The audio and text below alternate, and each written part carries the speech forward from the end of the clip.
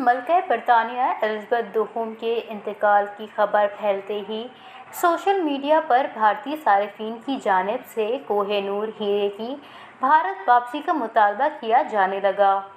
Macro public website Twitter पर भारत में Koh-i-Noor Twitter के टॉप ट्रेंड का हिस्सा बना हुआ है।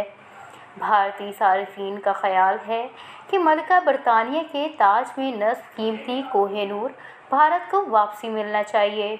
सोशल मीडिया पर होने वाली इस बहस के दौरान एक चीज़ जो नुमाया हो रही है वो ये है कि बरतानिया के पास बहुत सी ऐसी कीमती चीज़ें मौजूद हैं जो नौआबादियाती दौर में दूसरे ममालिक से ली गई हैं। इनमें से चंद कीमती अशिया की फहरिस्त ये है।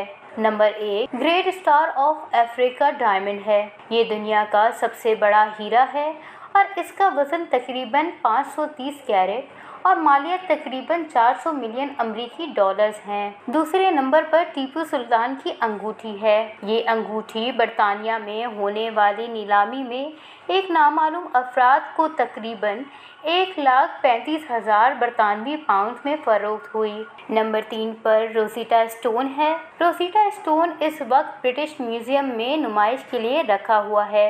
रोज़िटा स्टोन 196 कबले मसीह का है। नंबर 4 पर एलेन मार्बल्स हैं।